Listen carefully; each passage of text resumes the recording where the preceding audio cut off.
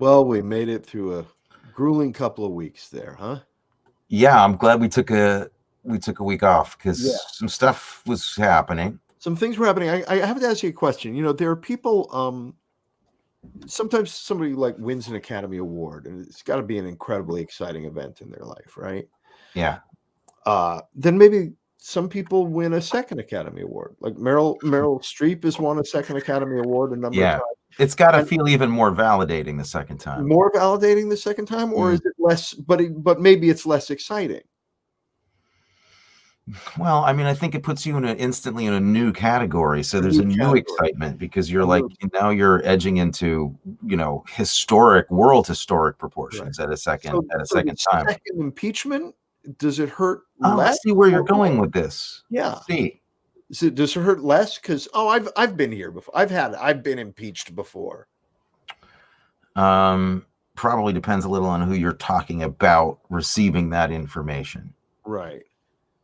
Yeah. For me, I would find it to be extremely depressing and a doubly painful blow to the groin, To the groin, the whole groinage area. the whole groin area. Yeah. Not good. No, Not good. So or really, really good. yeah. So what have you been up to? Um, You said I've been something in when we were chatting before the show, because briefly, people might not just know very briefly. we know each other. We hang sometimes, yeah. And you mentioned, you said, "Oh, well, I have to do blah blah blah on the show." I didn't know you were doing. What show are you doing? I'm doing this great theater piece that's been adapted to like podcast land. It's this new play written by my dear friend Trish Harnto, who's a great playwright, and she also is doing this film that got into Sundance, this short film that she directed this thing. So I've Right. worked with her a lot, and this is this new piece that she wrote that Playwrights Horizons is producing, and it's a 6-part extravaganza, and it's just great. It's just great. I'm having a blast. It's really fun. We're almost done recording it, and it's been really great to get to act in something during this whole experience, and have it be a good project. It's just been fun. And there's I don't know if I'm allowed. I don't want to say too much, but there's some musical things that happen that I have to be on top of, and I'm using some skills I haven't used since like chorus in high school. So with Mr. Dunn. Mr. Dunn, that's right. Yeah, the great Mr. Dunn. He was pretty fantastic. He was great. He taught me how to sing. That guy. Me too. I love it every afternoon after school for an hour. He was one of the few teachers we probably shared, because you were on a much more, how should we put it, scholastic track in school than I was. And I feel like maybe he was the only teacher that we had in common. Did you do anything with Mr. Stewart? No, I didn't go into the theater. Didn't go into the theater. Mm-mm. What about, did you take typing or health? Driver's ed? I did those things. Yeah, well, maybe we had the same teachers for those. Mr. Gilhooly? I don't know. Mrs. Chelswecki? I don't remember the names of those teachers. I hate Could have been them. But I'll bet we're going to get emails from people. From anybody named Gilhooly. It's one of my favorite names from movies, Gilhooly. Yeah. So we have some exciting news. We're a podcast now. Yeah. We're up on iTunes. You worked your behind off getting that all organized. I did. Well, it was easy because I was in quarantine for a while. Yeah. Which you're now. Where are you with that? You've been in quarantine for a few days. The last time I knew you were still there. For 5 days. Didn't leave this bedroom for 5 days, and then got a call that I was in quarantine because I had a recording session. Right. And after I got home from the recording session, I found out that the person who was in the studio before me had just tested positive. Okay. And after 5 days of quarantine, I got a call saying, "Oh, it was a false positive. He's been tested many times since then, and a PCR." And you're not allowed to say who it is, but it was a special person. It was actually It was actually somebody whose work I greatly admire. Yet who you might be not that many people with you on that. So that's an interesting space to be in. It isn't. I think a lot of people might not be with me on that, but I wouldn't. I don't know. I greatly admire. No, greatly admire should be reserved for people like. Just saying. I mean, like there's Olivia. Lincoln. Yeah, I don't greatly admire. I like his work an awful lot. Okay. And he's the kind of guy who, if I got a job working with him, I'd be like, oh, cool, that'll be fun. Now you're talking more the language, I think. Yeah, maybe not. Maybe greatly admire. I'm just saying, I don't. I will say that I did a play out in California at South Coast Rep for which I will say with modesty I got quite a great deal of acclaim. You did do very well out there with that show. And I have found out now that he is playing that role in the movie. But what are you going to do? You're gonna see it. You're gonna see it on an airplane one day and get very depressed and have 2 Bloody Marys on the plane, or 3. Yeah. But the good thing is that Bloody Mary I have is going to be made with my booze that I have made.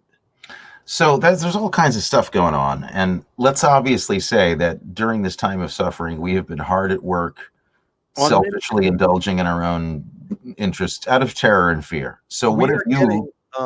my partners and I are each receiving Federal Express packages tomorrow with the prototype for the Spirit that we're going to be. Are you serious? That's great.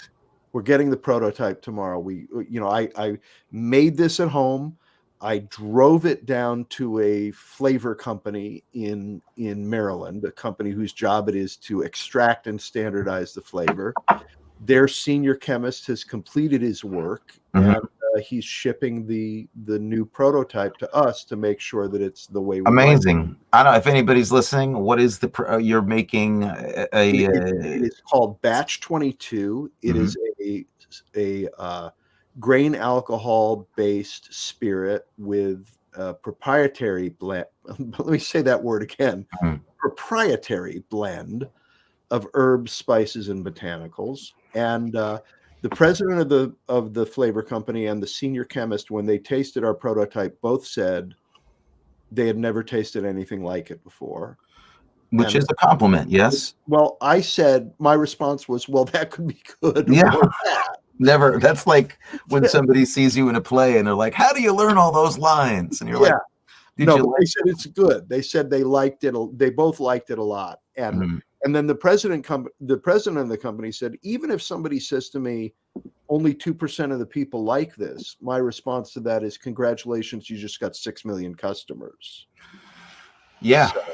Well, that's very exciting. I mean, you also have, it's interesting because you've described it in such a way that leaves me mystified. I know it's a grain alcohol, it has flavors in it, but would you call it a Malbec or a no. Gin and tonic? I don't know what it is that. No, it's a spirit that you would drink much the way you would drink vodka, but it's flavored. Okay. But it's not like a flavored vodka, not a flavor you've had before. Originally you were talking about something called aquavit. Is that technically it's not an aquavit? It's not an aquavit. No. So you guys are on you're on a completely new trajectory. I don't know what to expect. Our whole new thing.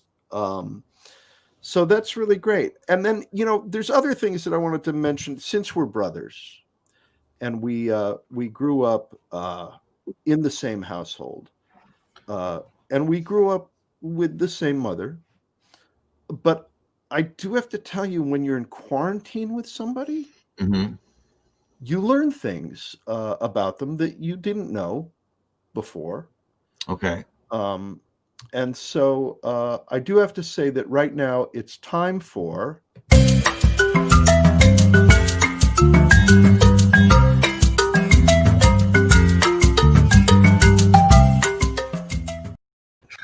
So did you know that when she was about 8 years old, Mom apparently was known as one of the best football players in her neighborhood? And mind you, it was not touch football. It was she would go out there and she would play with her cousin Ricky, who was a year older, Braddy, with two D's, not Bratty, but Right. Ratty, Right. who was mom's age, and Dickie. She's not sure how old Dickie was, Mm-hmm. but no touch football for her. She was apparently really good. She's a real tomboy, and she tells me to quote her that they were stunned that she was so good. And she loved Not as stunned as me, but that's fantastic. And they would finish up the holiday meals with Aunt Bernice's holiday pie, the pie that killed the guy. Remember the famous pie that killed the guy. That killed the guy. Yeah. The story for another time. Yeah. But you'll want to tune in for that one. They would ask to be excused, and then they would rush out to play football. This was when she was 8, 9, and 10 years old. I knew she was a tomboy. I didn't know I didn't know that she played football to this level. What's amazing too is that her neighborhood. I mean, she's not like she was from Oswego. She's from like down in dirty New York, Long Island, Queens, like la-di-da-di land out there. Yeah. Yeah. I didn't know. I didn't realize this, Mom. If you're listening, I want to hear some stats on how you did, on what position did you play, and all kinds of stuff. Yeah, it's kind of cool. Wow. Before we dive into like the reason we're here, we mentioned the website, the podcast. We have a website up to arkinbros.com. You can go there, and it will take you to our podcast on iTunes. Yeah. So we're going to talk about a movie, I guess. That's kind of what this show. That's like the setup for this show. We don't have to. Before we do that, there is something else I want to talk about, because I've been thinking about this a lot, and it's like I think there are 4 categories of movies. Oh, okay. I like where this is going. Okay, there are good movies, and there are bad movies. Mm-hmm. There are good bad movies, and there are bad good movies. I think that's an interesting. Is there a place for great movies? That's a subcategory of good movies. But okay. And I feel like we've had a pretty good run on this show, but I feel like where the only one in that group that we should avoid are the bad movies. Right? Because a good movie, there's lots to talk about. And a good bad movie, there's even more to talk about. There's more to talk about. Yeah. And a bad good movie, there's lots to talk about. Mm-hmm. But a bad movie, it's just like, why? What are we going to do with our day? Well, a bad movie is like, there's a difference between there are bad movies I love. Bad movie is a hard word to use here because that's kind of subjective. That's a good bad movie, the ones that you love. Well, exactly. What I'm clarifying is that a bad movie, as opposed to a good bad movie or a bad good movie, bad movie is the equivalent of a meal that actually makes you sick. Yeah. That either gives you indigestion or you're sick for days. Yeah. That's a bad movie, and it's not fun. It's not none of it. It doesn't taste good, and then it makes you. It's like an airport meal that then makes you sick. You don't enjoy eating it, and then the aftermath is bad. So it's not an enjoyable experience. Right. Okay. So now we've got the 4 categories, and we seem to be somewhat in agreement on that. I like how you're breaking this down. Yeah. Yeah. So this movie that we're going to talk about today, what is it? Is it a good movie? Is it a bad movie? Is it a good bad movie or a bad good movie? You just want me to say it? You're asking me, like, is this rhetorical or is this I have we could to make ourselves be truthful, we could each write down what we think and then show it to each other so that we're not lying. But I suspect we're going to agree on which category it's in. Okay. I don't need to write it down. I think this is a bad movie. Okay. I categorize this as a bad movie. I was going to say it's a bad good movie, but I'm going to revise. I think I'm going to revise and join you. We'll talk about it. Okay. The reason I was saying a bad good movie is because it has, but I think I agree with you because it has many of the elements in movies that I love. Agreed. Like a lot of things that should really, really, really work. Including a cast that is not anything to shake a, And then it finger does at. stuff where I'm like, you stole from another genre that shouldn't be in this movie and really screwed it up. So let's dive in. What movie are we talking about today? Today's film is 1999's The Bone Collector, directed by Philip Noyce, starring Denzel Washington, Angelina Jolie, Queen Latifah, and many people will talk about. I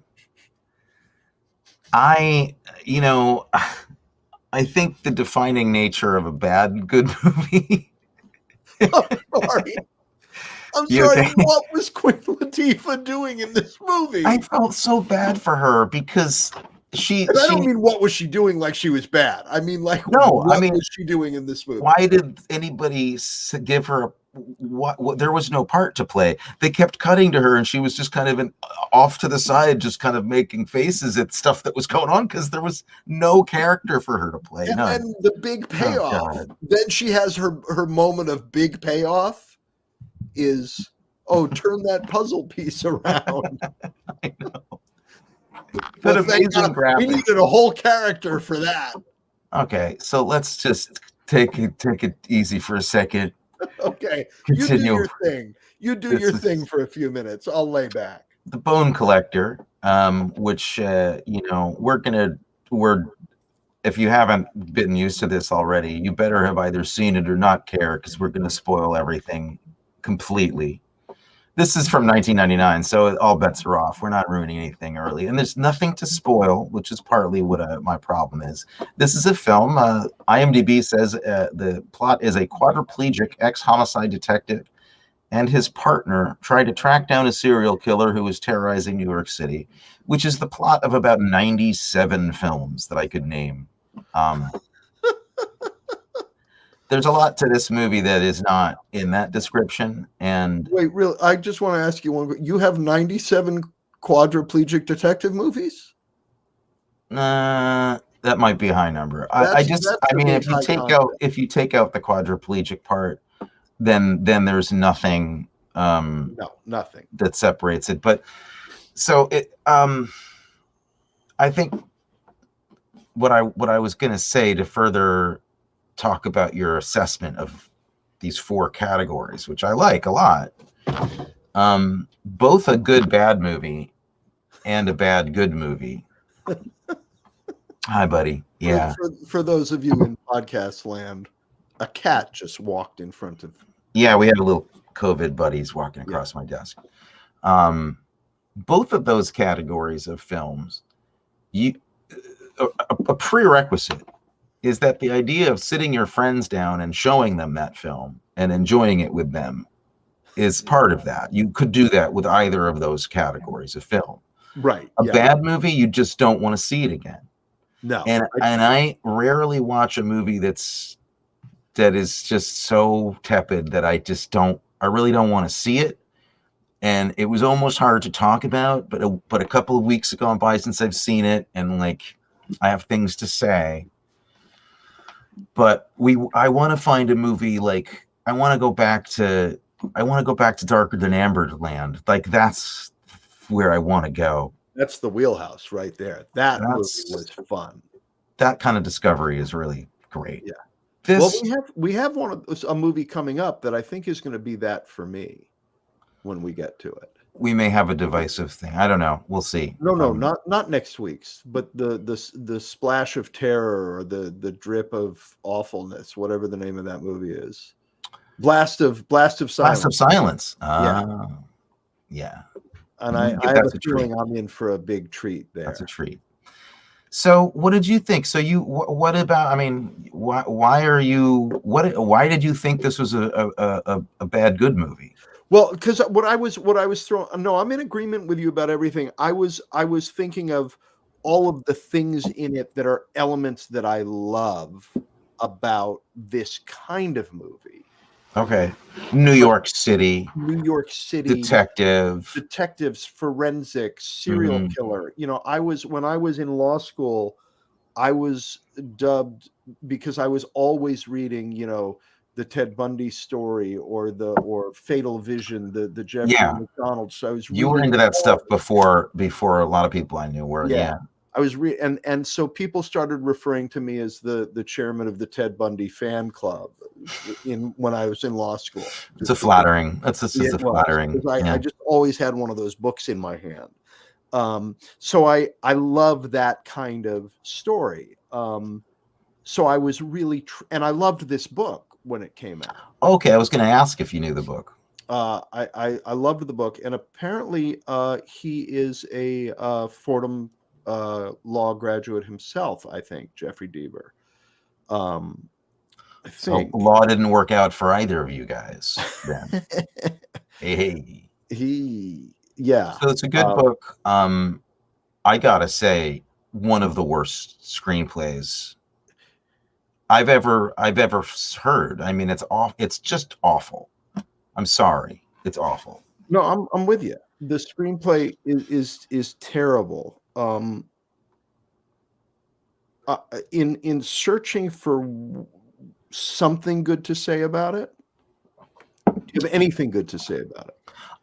I do because I think um, I appreciate what Denzel Washington was trying to do with his part. I think Mm-hmm.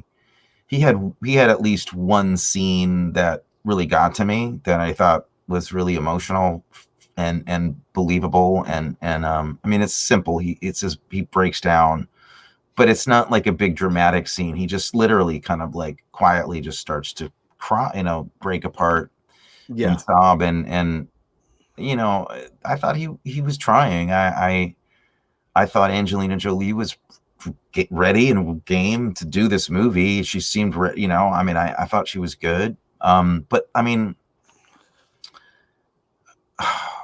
honestly, like there were like brief things that it was like, oh, okay. yeah, They dwindled pretty fast though, and honestly, after her introduction, frankly, which I think is a pretty cool scene when she yeah, stops the train. yeah, That was a great shot. I think there's a shot here of it that yeah. I can pull that I up. mean, they really do it. It's really impressive. Um, yeah, I've got it right here. Describe this for our. No, not that one. Yeah, Well, that's the shot I'm talking about. It's actually another shot that's a little bit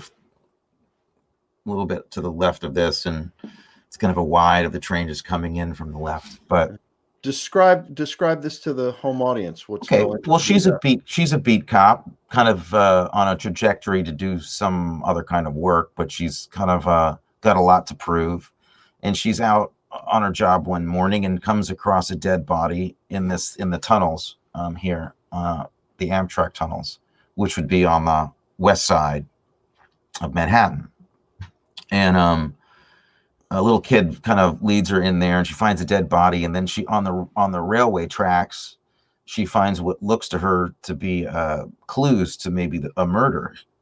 Some things or items are placed very carefully, some powder and an old nut and bolt and screw that are just kind of placed there with a piece of paper, and she thinks she may have just stumbled upon a crime scene, and here's the train coming, and she knows that the train is going to obliterate all the evidence, so she stands in the middle of the tracks and stops the train, just kind of like putting her hand up. And I mean, I guess they could have pretty simply done it with you know with two plates and not have had her in the shot, but it really does look like her, and it looks like it's a real train, Yeah, and it's just a pretty impressive moment. There's my cat. Hey buddy, thank you. Thanks for I actually have a chiming in. story about that scene. Yeah. Yeah, well, related to that scene that as we talked about earlier, that I went to law school, and one of my best friends from law school uh, had his entire career with the New York County DA's office in the homicide division, and he was asking another colleague, to meet him for a drink after work or something, and she couldn't go. She was working on a cold case, She said, I have to go do this thing. And he's like, what?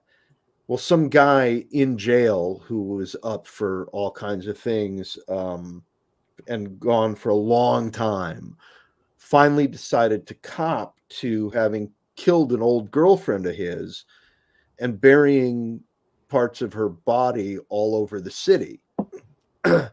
And the only place that he could actually remember that he had placed something was that he had buried her head in the northern exit of the Amtrak tunnel under the West Side Highway.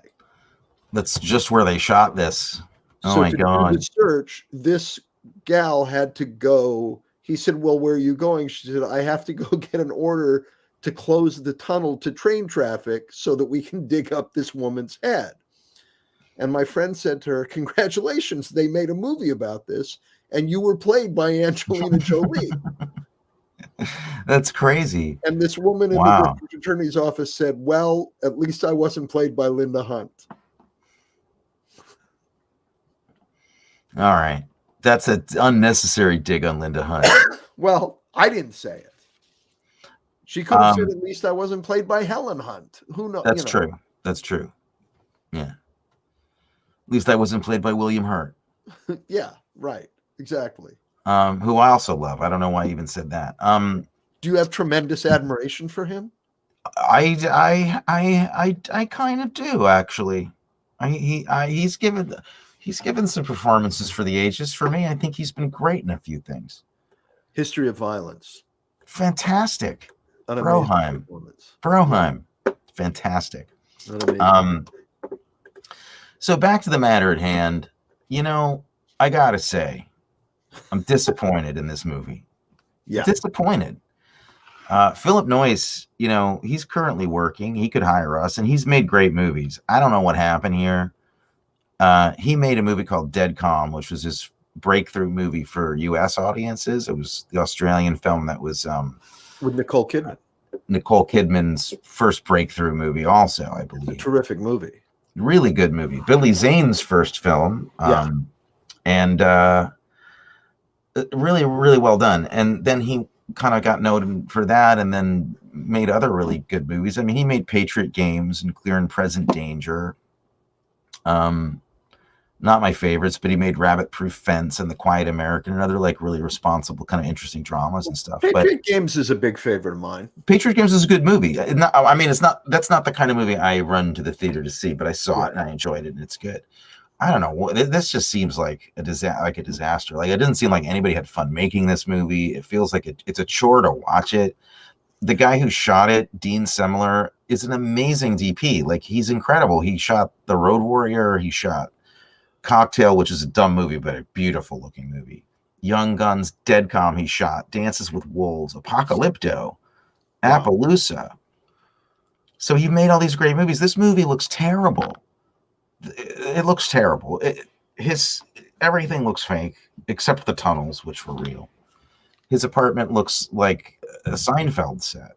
I mean, it doesn't make any sense. There is one thing that Noyce or the cinematographer did that I'm not sure which one of them, maybe the two of them together, that I did really like, which was the reliance on the long ECUs of both Denzel and Angelina Jolie in the scenes of the two of them together that allowed their stillness and just their eyes to do some work in those scenes. Now you look like you're about to laugh at me. I'm going to laugh because, spoiler alert, the fact that they get married at the end of this movie is the stupidest thing I've ever seen. There's no... I don't mean the falling in love part of it. But there is no falling in love part. That's what I'm saying. They're setting up this thing that's going to happen at the end of it. Oh, I'm sorry. They're both good in it. They're good actors. They're both good. What can I say? I mean, Denzel Washington's one of the best actors out there. They were both really good, but the best Denzel Washington movies, to my mind, are the ones that somebody once said that they belong in a separate genre called don't you get Denzel mad, because his It's bad best news. movies are That is movies bad where, news if he gets yeah, it's mad. like, because Yeah. his best movies are all those movies where it's like, no, I'm good. I'm just minding my own business. I'm just okay. Now I'm pissed off. Yeah, that was a great middle period Denzel for sure. But I mean, I was looking at the roster of films just in the sequence of films that he made, and I mean, it's an incredible run. You could argue he's not gotten his due considering how much due he's got, but I mean, he had. I mean, you got Malcolm X. Did you say how much due he's got? Did you just say that? Well, I may have. It was certainly unintentional. I didn't mean that. He maybe has not gotten his due, is what I meant to say. Yeah. That's all I meant. But like, I don't know. This came at a strange time. I mean, he was just about to go on to do Hurricane and Remember the Titans and Training Day. Like he was just about to have this kind of resurgence. But I feel like Bone Collector was kind of a bad. That must have not been a good time. Yeah. The Siege was not a movie I think that really worked great. He Got Game, I hear, is good, but I don't watch sports movies, so I don't know what to say about that. But recently, before that, you got him like in The Preacher's Wife, where they're trying to make rom-com guy out of like romantic leading man guy, which kind of worked. Anyway, why do you have an actor that's that magnetic and that's still anyway? Because he's very still. Yeah. And then he sits in a bed for the whole movie. I don't understand the choice. Yeah. Yeah. All right. How about that Louis Guzman, though? Louis Guzman, spectacular. Although, can I tell you my favorite performance in the entire movie? Yeah. It's an actor named Arthur Holden who plays creepy bookstore clerk.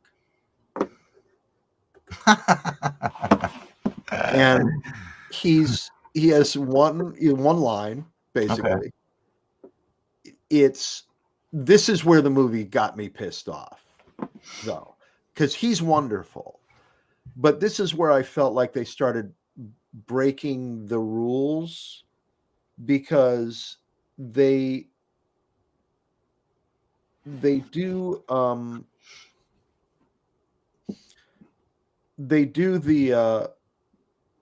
voyeur camera thing in the bookstore to make us think that they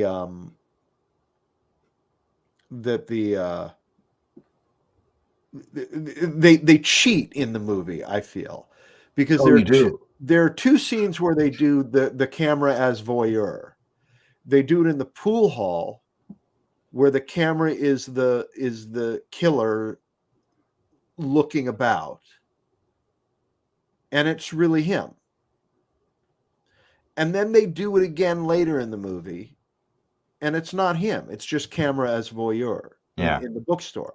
He's not there looking at her. It's creepy bookstore guy looking at her, but they don't establish that. So it to me, that's cheating. You have put more thought into this than any of the makers of this film. I'm going to say it right now. Well, that's my job.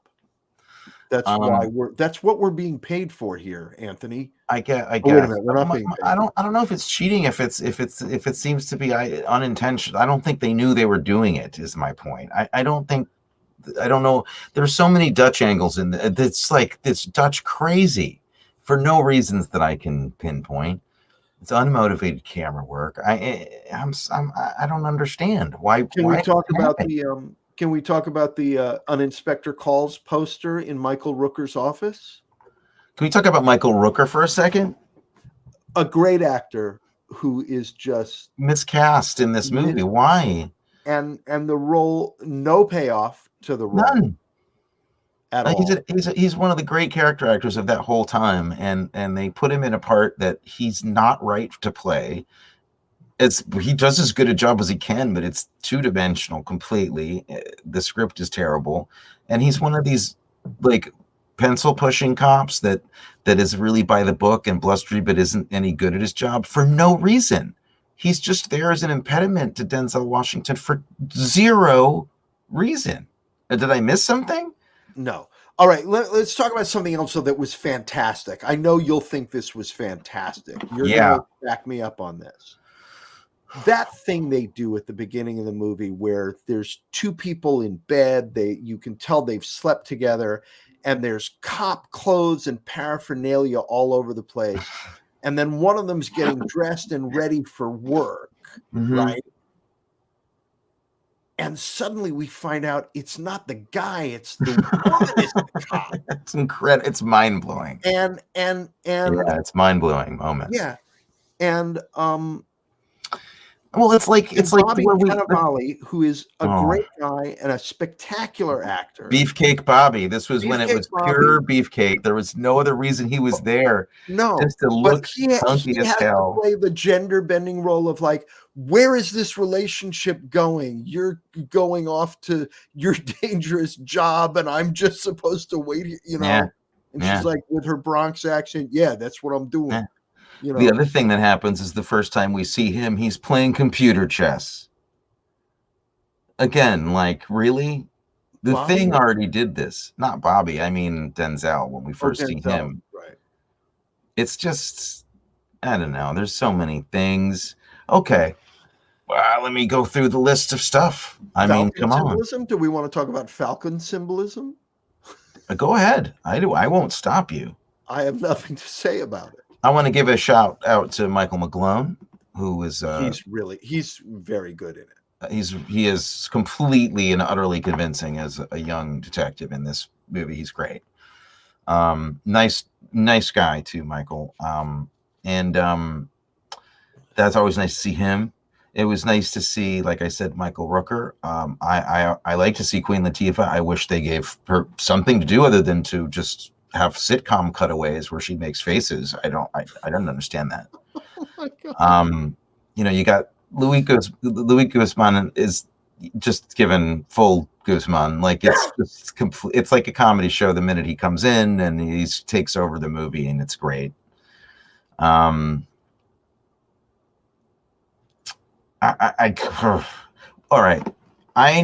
When I didn't read the book, I have known nothing about this. Hadn't seen the movie. And 5 minutes in, Leland Orser shows up as an orderly nurse that's kind of just helping Denzel. And I turned to Amelia and I'm like, all right, well, now I don't have to see the end. And that's why I was right. You knew it was him?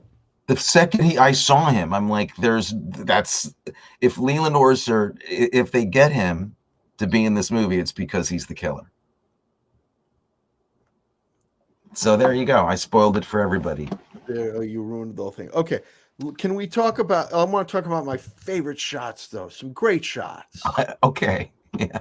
The leaping rat shot. Oh, yeah. Good. That was good. Yeah. It was really good.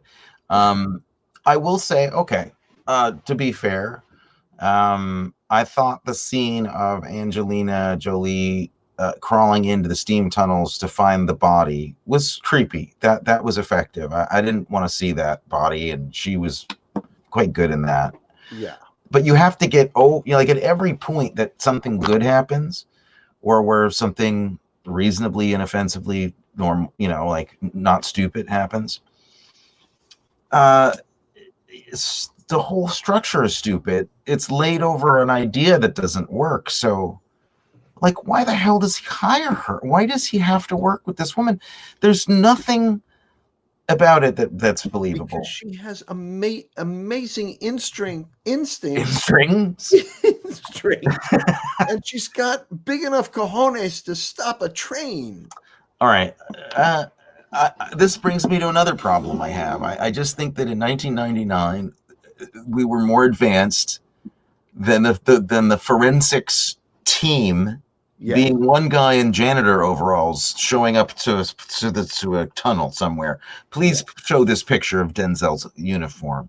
You're a cruel man. I'm not. This is unacceptable. You're a cruel man.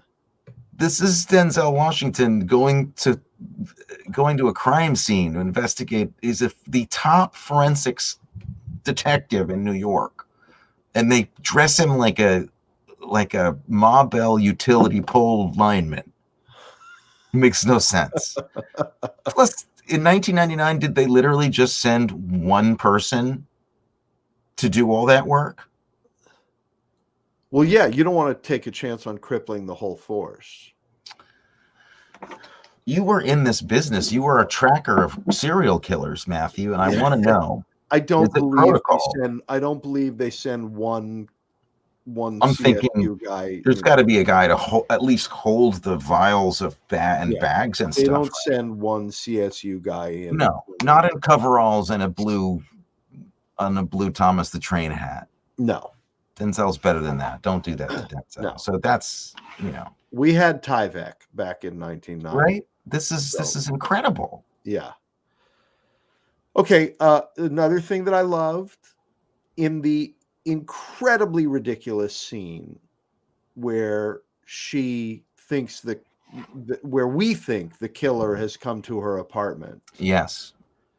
But it ends up being Mike McGlone checking to see if she's okay. Right, because everybody climbs up the fire escape. In New York? In New York. Come on. You haven't done that? Totally normal. That's how I say hello to my friends. But she goes out into the hall, I think without her gun, right? Does she go in with her gun? I don't remember. She's got her gun. But she comes back. Because he's like, why are you pointing a gun at me? I'm just breaking into your apartment. Back in and locks the door. To which we immediately think, oh, good, she's locked herself in with the killer because the killer got in while she was out in the hall. But then she's walking to the kitchen, and this is the one thing that I really loved. Probably completely unintentional again. But the big chain of garlic cloves hanging on the wall as she's coming into the kitchen. I didn't notice it. Yeah, it was like a little like the bad guys in your house. You need some protection. That's nice. Kind of motif next to her as she walks in there right before McGlone appears. That's a nice little detail. Nice little touch. And then it's undercut by the fact that her friend comes up the fire escape to say hello. Yes. In the middle of the night. All right. So the movie's no, there's another thing I liked. There's another picture. Oh, yeah, that's right. Do you want me to show it? Well, it's a thing I liked. We're talking about, there's a small window of things I liked, so I wanted to make sure we got this in here. Okay. Is that it? Oh, no, I have to stop sharing and then share the new thing. All right. You have to describe this for the podcast audience. Oh, I'm not sharing it yet. No. There it is. So this is a little figurine. It's like a little dog with a helmet on or something. I don't know what it is, but it's this little figurine that the killer has in his taxi hanging off the rear view mirror. And it's really kind of unnerving the way they shoot it. It's kind of a creepy little, there's something unnerving about it to me, and they kept cutting to it, and I just loved it. It was like a real 1970s kind of nod, and I don't know. That was the thing I liked. That is a hangman's noose too, which is a very particular kind of tie. Yes, that is done specifically to break the neck of the dropping. So, little detail, little props like that, little details to tell something about the killer. I don't know. I thought that was kind of cute, but again, I'm reaching. This is a one tiny shot of a tiny. There's actually. Did you know that there's actually a real art to the tying of that knot and the placement of it on the.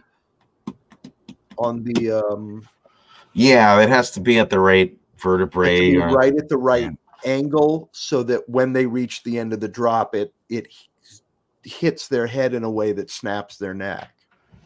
God forbid somebody gets their neck broken the wrong way. Well, you don't want, if it doesn't snap their neck, if it doesn't break their neck, then they hang there and strangle. I gotcha.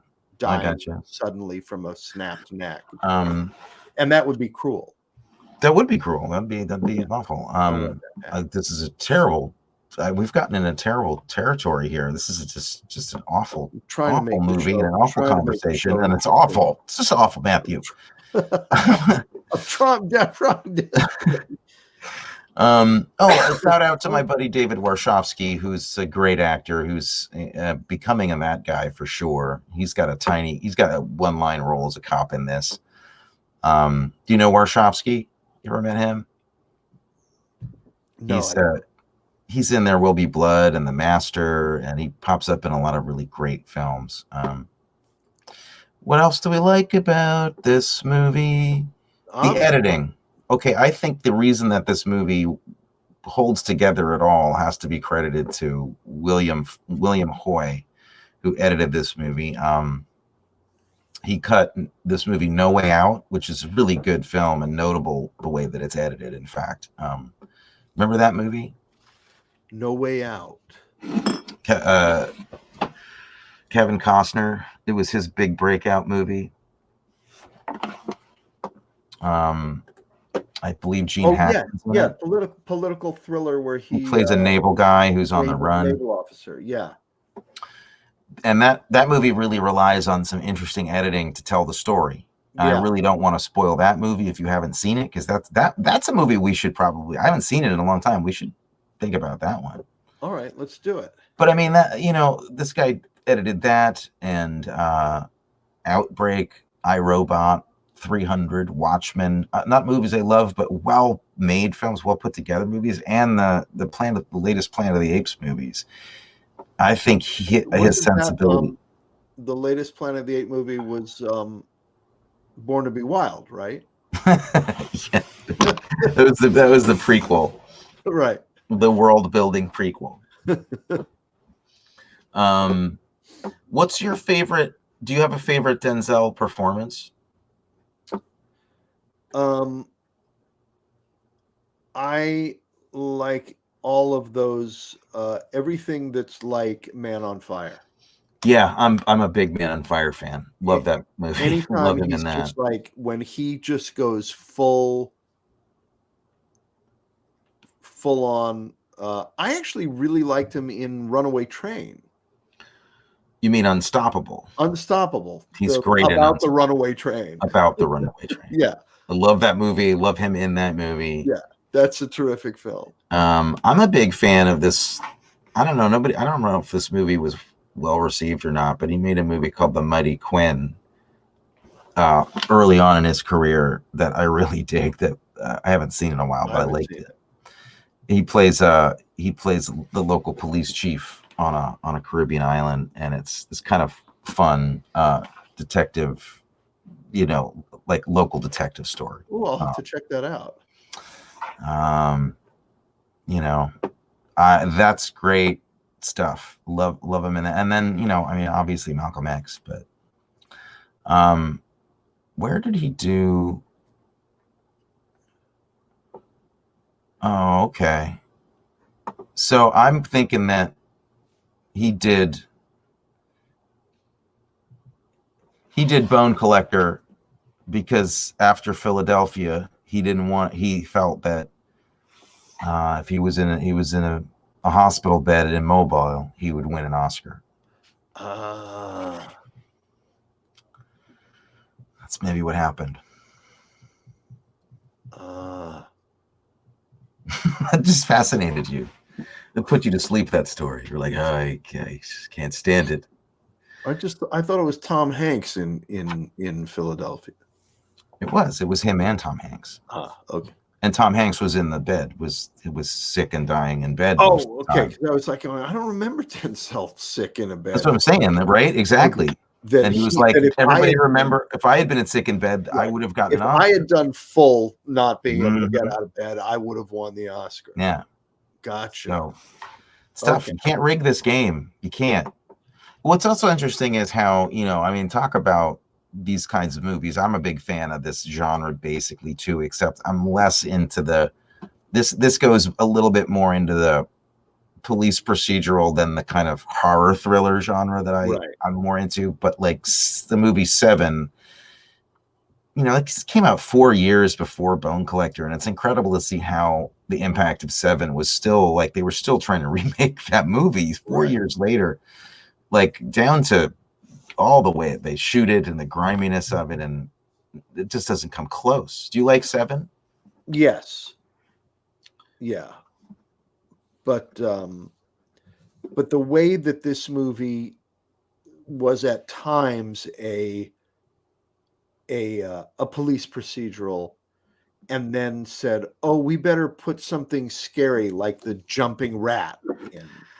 Just pissed Yeah, me off. it's The jumping terrible. rat, the creepy bookstore clerk, Well, but that's what I'm saying. They were trying to copy all these moves from Seven. Like that's what Seven was. It's like a horror movie, and I love horror movies. So yeah, Seven is a horror movie, really. That's kind of playing with police procedural stuff. right. And this was kind of to me like an episode of Cheers that was trying to be like Seven. Wow. Wow. Yeah, I mean, I honestly, I mean, I was shocked at how at some of the that his apartment set. It's the worst set I've ever seen, and in it, you can actually see it in this clip. If you want to show the clip, this is my favorite shot on the movie. This happens, and I had to stop the film and walk away for a couple minutes. Okay, here we go. I got a bad feeling about this.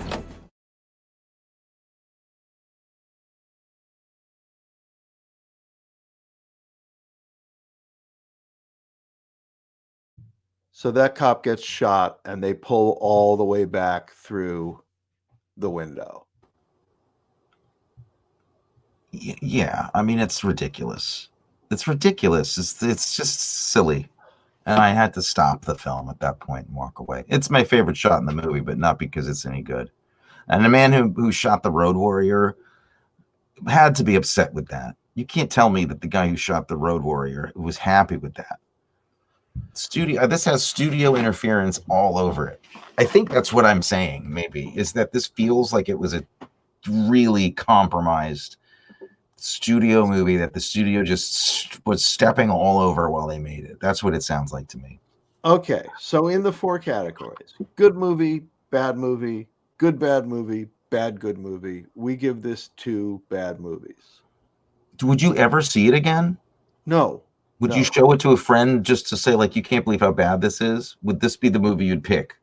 There are people I would show it to, not friends. I just wouldn't sit and like I wouldn't even the stupidest scene in it I wouldn't show somebody except for the last scene. I would because tie Jim Jordan to a chair and make him watch this movie like for years. All right. Well, be careful. You know, that's you don't really mean that. No, not really. But yeah, I wouldn't see it again. You know, when a movie ends with the climax of your film is Leland Orser rolling around on top of Denzel immobile on the floor, you have a problem. You have a very big problem. It was, and all I could think of was how unhappy Denzel looked in that scene, that it was not the character at all. He just looked like he wanted Leland Orser to get off of him so badly. And he can't use his arms or legs. Of course, the character can't move. So he had to just lie there.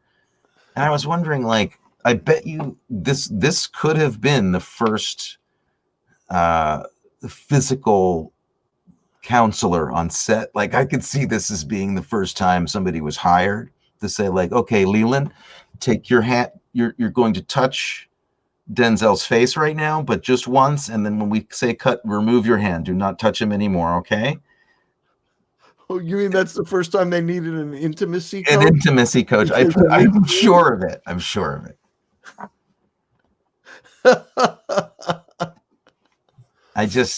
Well, I mean, it's not that bad. I told you I had Robin Williams lying on top of me for like 20 minutes. Yeah, but that's yeah, you did. And then he kissed me. That sounds less. I wouldn't.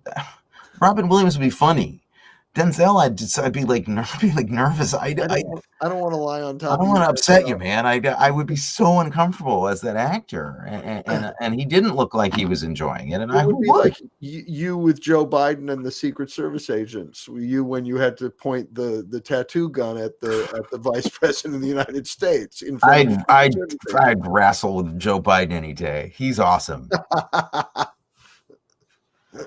Um, yeah. So my favorite walk away from this is that Michael McClone got got like 40 cents because we rented this movie. That makes me happy. Well, then that's a reason I would watch it again, to send Mike McClone another 40 cents.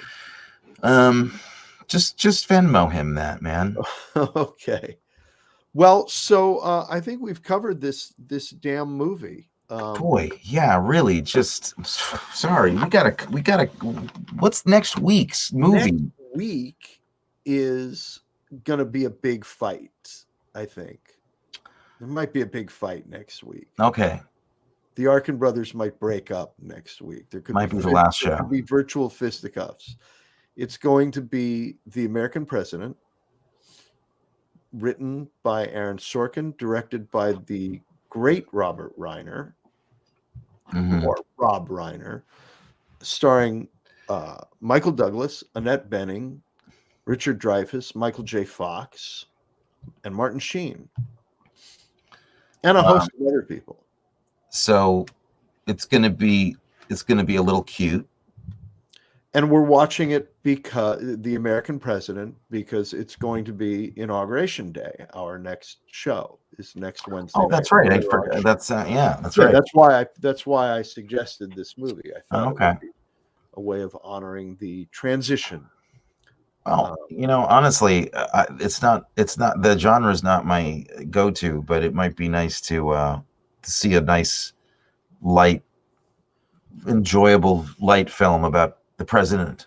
It would be nice about a president. Yeah, it could be fun. Things have been a little bit tense, So nice to see some. You've been tense? I've been a little tense. I've been a little tense too. It's been a remarkable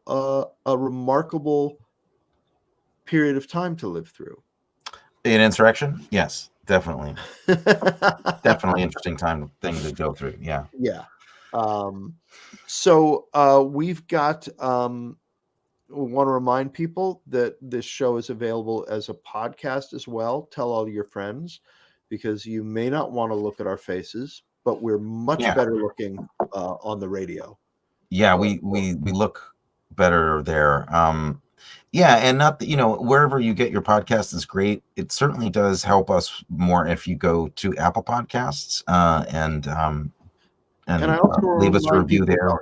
I want to remind people about your other podcast, Rated P for Paranormal, which I've been listening to, and which is fantastic. You and the redoubtable Maddie Blake. Yeah, me and Maddie Blake. We're doing this thing about the paranormal in movies, and maybe we'll branch out to other parts of pop culture. But right now we're covering the paranormal in movies, and that's been a blast. That's been really fun too. That's a terrific. But these two shows, it's just I have plenty to do. I'm very fortunate. I don't get bored and locked down. It's been great. It's been terrific.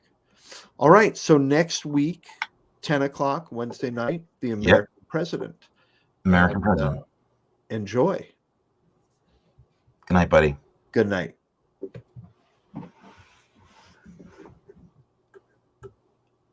This is how awkward. do I end this? This is so strange.